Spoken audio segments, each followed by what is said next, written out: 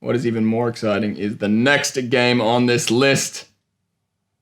And surprisingly, a game that Brad and I have on Switch, Divinity Original Sin and PC. 2 and PC. We have 2 games that we haven't finished yet, but it is an incredible game. Brad, what do you think about Divinity Original Sin 2? Seeing as you were the one that I kind of conned into playing. I was like, mate, play this RPG with me. It is sick. What do you think about it?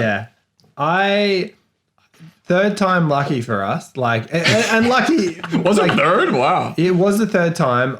I don't know why it was hard for us to stay. And to be honest, we didn't even stick with this third time. But I felt like this game is super, super different, super interesting because the decisions you make really make a difference. Like you can you kill someone and they're dead, and they could be like a big part of the story if you kept them alive, and they can be introduced in different ways. And the way that you basically the first part of the game is that you're put on an island and you need to escape it. Just as simple as that. And there are multiple, I think we tried to escape each time, right? And each time we approached it differently. And the time that we actually escaped on this third time, it was a fluke. It was a fluke. We just were like, wait a second, wait, what? We escaped the island. We were just exploring. Yeah. And it was so exciting doing that.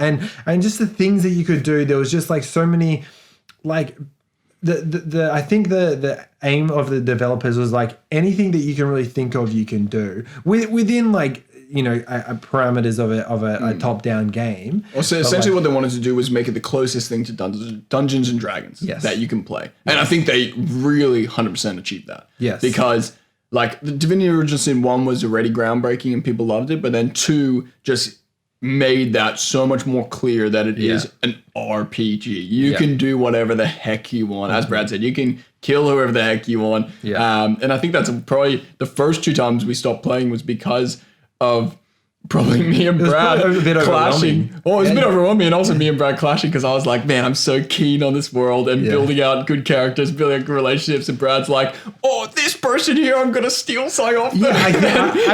I think we did the swap. So the first time that we played it, I was just treating it like any normal game. Yeah. I'm just killing everyone GTA. And looting people, and I'm just trying to get gear, but then I'm getting absolutely wrecked because that's just not how the game works. And also I just wasn't really prepared because it's free flowing until you get into a battle, and then it is turn based.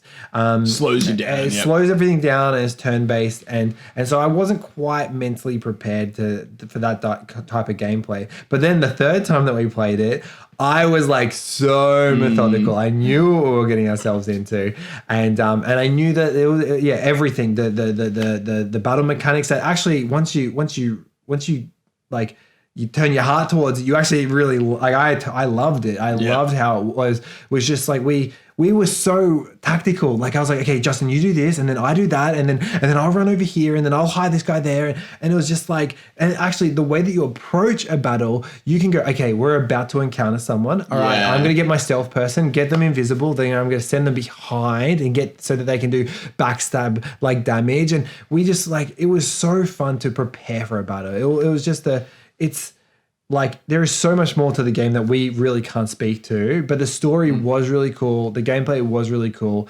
But again, this was another one of those games that I think is a common theme with with us, is that we don't finish games. No. But it is a game that we definitely put over our time. We put a lot of hours in because we played it 3 times. But this most recent time, we probably put maybe 30 to 40 hours in. And I'm actually keen. I mentioned to Brad, I'm actually keen to jump back into it and keep playing. The one downside I think was it running on Switch. I honestly don't think it ran that well on Switch. There was a few times where it just glitched badly with me, and all of a sudden I disappeared and was just stuck in the game. It was pretty bad. So I think that actually deterred us a little bit.